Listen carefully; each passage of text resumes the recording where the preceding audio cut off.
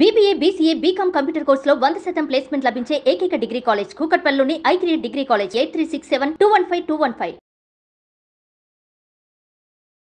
నమస్తే రమగారు. నమస్తే జయ. రమగారు, ఏదైనా మంచి చందమామ కథ చెప్తారా? పూర్వం సింధు దేశంలో సుందరుడని ఒక కుర్రాడు ఉండేవాడు. వాడు ఏదో చిన్న పని చేసుకునేవాడు. అమ్మ నాన్న ఉన్నారు కానీ ఏదో చాలా సామాన్యమైన కుటుంబం. వాళ్ళు ఉన్న ఊళ్ళ నుంచి ఎగువ సముద్ర తీరం వైపుకు వచ్చి అక్కడ ఏదైనా పని దొరుకుతుందని అక్కడ ఉన్నాడనమాట. ఏదో దొరికేది చిన్నది. పొద్దుటి పూట పనులు ఉండేవి. సాయంకాలం వాడు ఏం చేసేవాడు, రోజు ఆ సముద్ర తీరం, మనం బీచ్కి కొత్త వాళ్ళం అయితే భలే సరదాగా ఉంటుంది. రోజు సముద్రపు తీరంలో అలా వ్యాహ్యాళికి తిరుగుతూ ఉండేవాడు. తిరుగుతుంటే ఒకనాడు సాయంకాలము వాడు వెళ్తూ ఉంటే వాడికి ఎట్లా కనపడింది, ఈ సముద్రాలకు అలలు వచ్చి అలలతో పాటు వస్తువులన్నీ అవి శంఖాలు చేపలు గీపలు వస్తాయి, కొట్టుకొస్తాయి, మళ్ళీ వెనక్కి వెళ్ళిపోతుంది. గవ్వలు వస్తాయి, ఎన్ని పీతలు గీతలు కూడా వస్తుంటాయి నీళ్ళలో. అయితే అలా వచ్చిన ఒక చేప అక్కడ ఉండిపోయింది. అది ఎట్లా అయింది, అక్కడ ఎవరో పిల్లలో లేకపోతే పెద్దవాళ్ళేనో ఓ ఇంత గుంట లాంటిది తవ్వారు. గుంటలు తవ్వితే కాసేపటికి ఇసుక వచ్చి వచ్చి పూడిపోతాయి. ఇది ఏకంగా ఒక మడుగులాగా అయ్యింది, పెద్ద గుయ్యి. ఒక చేప ఈ అలతో పాటు కొట్టుకొచ్చి ఆ మడుగులో కొట్టుకుంటుంది. అది ఎంత ఎగిరినా మడుగులోంచి పైకి రాలేకపోతుంది. బంగారపు రంగు చేప ఎంత చక్కగా ఉందో. వీడేం చేశాడు సుందరుడు, దాని దగ్గరికి వెళ్ళి అది అలతో పాటు పైకి ఎక్కడానికి ట్రై చేస్తోందని అర్థమే. పాపం సముద్రంలోకి పోవాలనుకుంటోంది. సముద్రంలో ఉండే చేప అంత మడుగులో అట్ట గోతులో ఉండమంటే ఎట్లా ఉంటుంది. అందుకని వీడేం చేశాడు, ఆ గొయ్యి దగ్గర కూర్చుని దానిటా చేతితోటి పైకి లేవదీసి అల వచ్చినప్పుడు అల మీదకి విసిరాడు. విసిరేసరికల్లా ఆ చేప బతుకు జీవుడా అని లోపలికి వెళ్ళిపోయింది లోపలికి. ఇక మళ్ళీ రాల. మర్నాడు ఏమైంది, ఆ రోజు అయిపోయింది. మర్నాడు ఇతను మళ్ళీ సముద్ర తీరానికి వచ్చేసరికల్లా ఒక నడి వయసులో ఉన్న ఒక స్త్రీ ఇతన్ని పిలిచింది. బాబు బాబు, నేను సాయంత్రం ఇక్కడ మడుగులోంచి చేపను తీసింది నువ్వే కాదు అంది. నేనేనన్నాడు. దాదా ఇట్లా నా దగ్గరికి రా అని రమ్మని పిలిచి, ఆ చేప సముద్రపు రాజుగారి కూతురు, అందరితో పాటు వచ్చింది బయటికి. తనొక్కతి మడుగులో ఉండిపోయింది, నువ్వు రక్షించావు, మా రాజుగారు నిన్ను తీసుకురమ్మన్నారు, సముద్రపు రాజు దగ్గరికి వెళ్తాను రమ్మంది. సముద్రంలోకి వెళ్ళాలంటే ఎటా వెళ్తాడు, అదే కదా, మరి నేను ఎట్లా వస్తాను సముద్రంలోకి, నాకు అసలు ఈత రాదు, ఊరికే ఇట్లా బయట తిరుగుతాను, సహాయమేగా చేశాను, ఏం పర్వాలేదులే అన్నాడు. ఆవిడ ఒప్పుకోలే. కాదు కాదు, రా నువ్వు రా, నేను నిన్ను తీసుకెళ్తాను అని చెప్పి ఆ అబ్బాయి రెక్కపుచ్చుకుని నీళ్లలోకి తీసుకుపోయింది. మోకాళ్ళు దాటిన నీళ్ళు వచ్చేసరికి ఈ ఆడమనిషి పెద్ద చేపలాగా మారిపోయింది. చేపలా మారిపోయి తన మీదకి ఎక్కించుకుంది కుర్రాడిని. ఎక్కించుకుని ఒక నీటి బుడగ లాంటిది వీడి మొహం మీద వేసింది. వీడికి ఊపిరాడదు, వచ్చావా ఈత రాదు కదా. ఆ చేప మీద ఎక్కిన ఈ కుర్రాడు సుందరుడు జాయమని వెళ్ళిపోయింది చేప లోపలికి, ఆ నీళ్లలోకి వెళ్ళిపోయాడు. వీడి చుట్టూతో ఒక గాజు ఉండేసరికి ఆ అబ్బాయికి ఏమి నీళ్లలోకి వెళ్ళిన ఇబ్బంది ఏమి ఎదురవ్వాల. అలా లోపల తీసుకుపోయింది ఆ చేప. తీసుకెళ్ళాక ఓ చోట దింపింది. అది చక్కగా పెద్ద తోటలాగా పెద్ద పెద్ద భవనాల్లాగా ఉన్నాయి నీళ్ల లోపల. ఆ అబ్బాయికి ఏం చెప్పిందంటే, బాబు మా రాజుగారు ఆతిథ్యం ఇచ్చి నీకు 2 రోజులు ఉంచుకుని పంపుతాడు, ఏదైనా ఇస్తాను, నీకేమైనా కావాలా అని అడుగుతాడు, నువ్వు మనిషివి కదా, నీకు చెవి ఉపయోగపడుతుంది, మంత్రపు చెవి ఇవ్వండి, నాకు ఇంకేమీ వద్దని చెప్పు. మంత్రపు చెవి ఇస్తాడు, అది తెచ్చుకో, అది నీకు ఉపయోగపడుతుంది. రాజుగారు అమ్మాయిని చిన్నప్పటి నుంచి నేనే పెంచాను, నీ వల్ల బతికి బట్టగట్టింది, నేను నీకు సహాయం చేయదలుచుకున్నాను, ఇంతే చేయగలను, ఏదో ముత్యాలో రత్నాలో వజ్రాలో అడగద్దు, మంత్రపు చెవి అడుగు అంతే అని చెప్పింది. సరే ఒప్పుకున్నాడు. రాజుగారి దగ్గరికి తీసుకుపోయింది. ఆయన పరమానంద భరితుడైపోయి ఈ అబ్బాయికి బోళ్ళని చేపలతో వాటితో వీటితో సేవలు చేయించి 4 రోజులు చక్కగా ఉంచుకొని బాగా ఆతిథ్యం ఇచ్చి ఎన్నో రకాల సముద్రపు భోజనాలు పెట్టివిచ్చి అటు తిప్పి ఇటు తిప్పి ఉంచుకున్నాడు. 4 రోజుల తర్వాత ఈ అబ్బాయిని ఇంకా వెళ్ళొస్తానండి అన్నాడు. సముద్రపు రాజు అన్నాడు, అబ్బాయి నా చాలా సంతోషం కలిగించావు, మా పిల్లని రక్షించావు, 4 రోజులు వచ్చి ఆతిథ్యం స్వీకరించావు, నీకేం కావాలో చెప్పు అనగానే కుర్రాడు అన్నాడు, మంత్రపు చెవి అని ఒకటి ఉంటుందట కదండి, అది ఇప్పించండి నాకు అన్నాడు. ఈయన తెల్లబోయాడు. మంత్రపు చెవి ఎక్కడుంది మన దగ్గర అని బాగా ఆలోచించి, బాబు మా దగ్గర ఒకే ఒకటి ఉంది, పాతాళంలో సముద్రంలో ఉంది, కానీ ఒక్కటే ఉంది, నీకు ఇస్తా, 1 ఏడాది తర్వాత ఇది మళ్ళీ నా దగ్గరకు వచ్చేస్తుంది, సంవత్సరం పాటే నీకు ఇవ్వగలను, మా దగ్గర ఉండాలి అది. ఓ ఏడాది, మీకు ఒక ఏడాది అంటే మాకంత ఏడాది పట్టదు, ఇంకా చిన్నది పడుతుంది. మీ ఏడాది మీకు సరిపడా సంవత్సరం కాలం మాత్రం నేను నీకు ఇవ్వగలుగుతాను దాన్ని అంటే ఒప్పుకున్నాడు. అది ఇంత బుల్లి శంఖంలాగా ఉంది. ఆ మంత్రపు ఆ చెవి. మంత్రపు చెవి షేపులో ఉంది, శంఖం వల్లే ఉంది అంతది. దాన్ని ఎత్తి ఇట్లా చెవిలో పెట్టుకుంటే అన్ని జీవుల సంభాషణలు అర్థమవుతాయి. ఓహో. ఆ మంత్రపు చెవి లక్షణం ఏంటంటే పిచ్చుకలు, పాములు, ఉడతలు, ఎలకలు, కుక్కలు, అన్నీను. పిల్లులు అన్నిటి భాష అతనికి అర్థమవుతుంది. కొత్త భాష అర్థమవుతుంది, జంతువుల భాష అర్థమవుతుంది. సంవత్సరం పాటు దీన్ని ఎంజాయ్ చేయి నువ్వు అని చెప్పి ఆ మంత్రపు చెవిని చేతులు పెట్టాడు.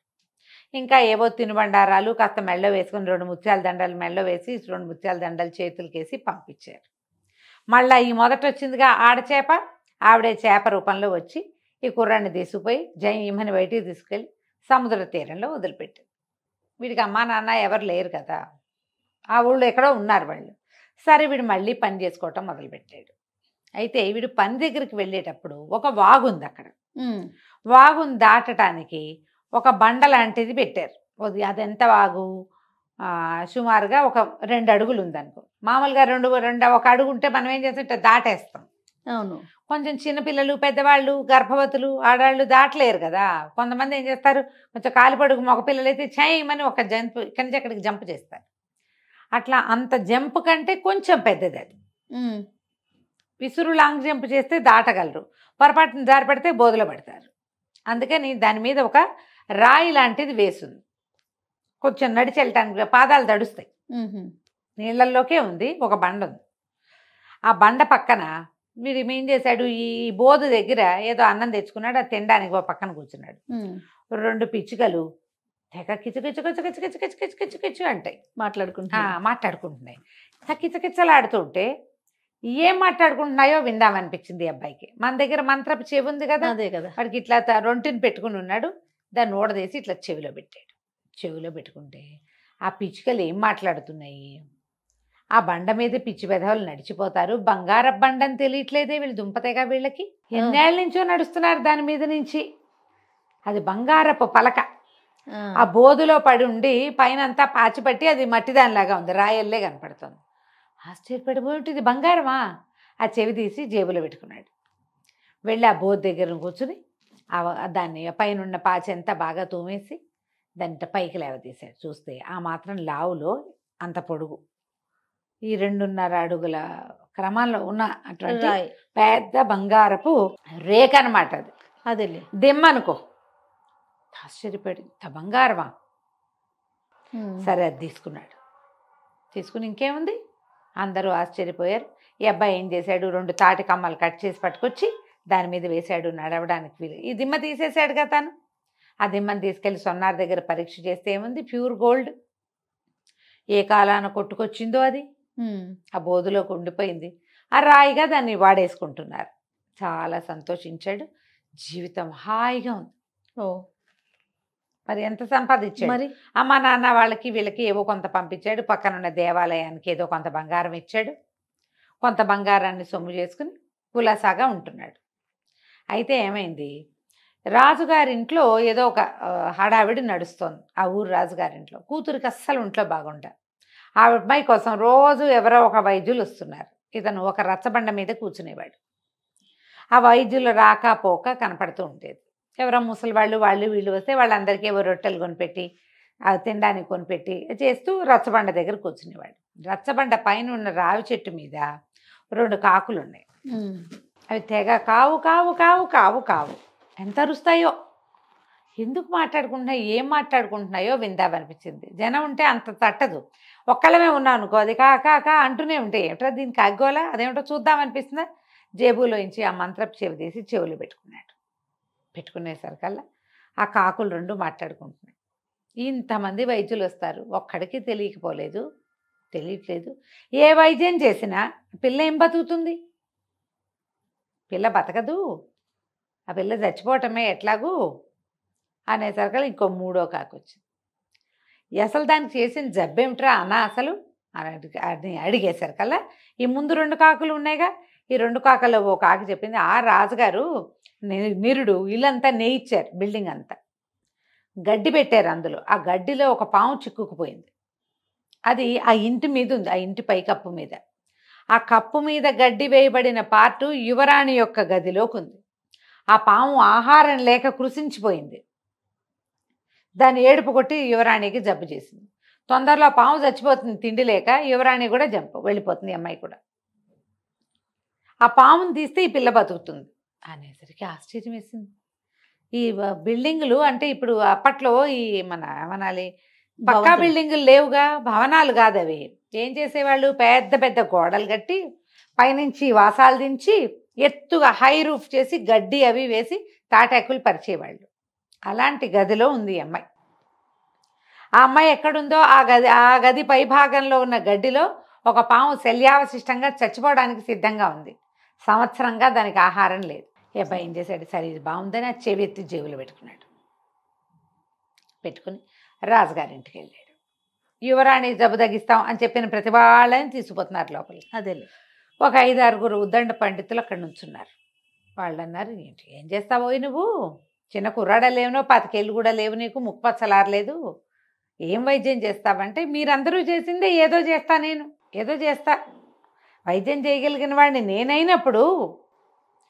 నేనైనప్పుడు ఇతరులకు ఎలా తెలుస్తుంది, అది నాకే తెలుస్తుంది ఆ కిటుకు అనేసరికల్లా సరే రాజుగారి దగ్గర తీసుకుపోయారు. రాజు ఏంటంటే ఏ పుట్టలో ఏ పాము ఉందో ఎవరో ఒకళ్ళు వచ్చిన ప్రతి వాళ్ళకి పిల్లని చూపిస్తుంది. మరి ఆశ కదా. పిల్ల ఒక 16-18 ఏళ్ల పిల్ల, సన్నగా పొడుగ్గా తెల్లగా ఉంది, పాలిపోయి పీల్చుకుపోయినట్టు ఉంది. ఇప్పుడు రూపసులైన నీరసము అనారోగ్యము వస్తే జబ్బుగా ఉండి మొహాలు ఏమందంగా ఉంటాయి, మళ్ళీ కాస్త చెంపలు పూడి కొత్త నెత్తురు పడితే ఏమైనా మనుషులు బాగుంటారు.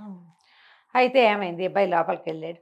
ఆ అమ్మాయిని చూస్తే తను తెలిసింది పాలిపోయి బూడిద రంగులో చచ్చిపోవడానికి సిద్ధంగా ఉంది.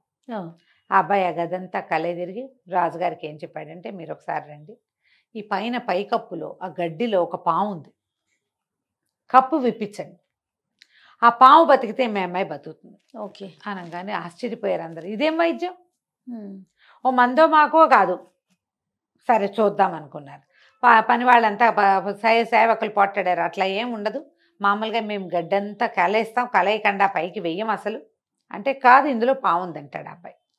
సరే మొత్తం బూడదీశారు. చూస్తే ఒక ఇంత పొడుగు గోధుమ తాచు సన్నగా బక్క చిక్కిపోయి చచ్చిపోవడానికి సిద్ధంగా ఉంది. అమ్మ బాబాయ్ ఇంకేముందని ఆ పాముని కిందకి దించి, పైనుంచి కింద పడితే చితికిపోతుంది అది, దాన్ని అలాగ గడ్డి చుట్టలతోటి కిందకి దించారు. ఓ పెద్ద గిన్నెతో పాలు పోసి పెట్టారు, ఓ గిన్నెతో నీళ్లు పోసి పెద్ద పెద్ద పాత్రతోటి నీళ్లు పెట్టారు. ఆ పాము మెల్లిగా పాలు కాసింది తాగి, పాము పాలు తాగుతున్నాను అడగండి, ఇది కథ. పోయి ఆ నీళ్ళల్లోకి పాల దగ్గరికి, నీళ్ళల్లోకి పాల దగ్గరికి 5-6 సార్లు తిరిగింది. తిరిగేసరికి దానికి కొంచెం ఓపిక వచ్చింది. అట్లా నీటిలో తిరుగుతాయట సర్పాలు.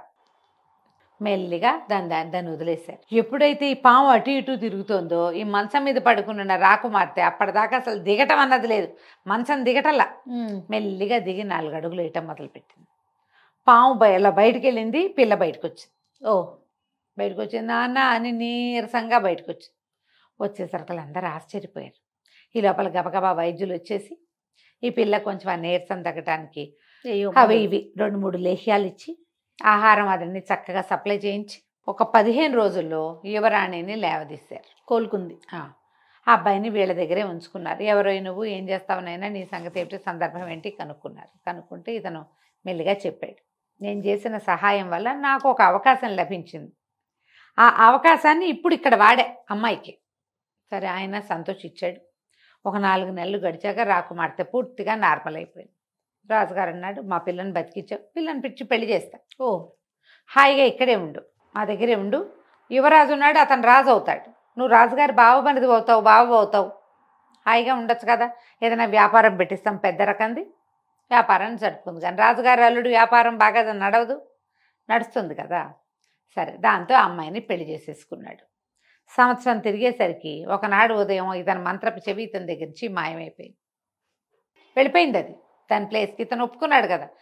కానీ ఇతను మాత్రం రాజుగారికి అల్లుడైపోయాడు. చక్కగా తన దగ్గర చేరిన బంగారాన్ని జాగ్రత్త పెట్టుకున్నాడు. హాయిగా రాజుగారి ప్రమేయం లేకుండా తనే వ్యాపారం పెట్టుకుని బాగా పైకొచ్చి మంచి పేరు తెచ్చుకున్నాడు. కథ కంచికి మనం ఇంటికి. బాగుందండి. నమస్తే. నమస్తే.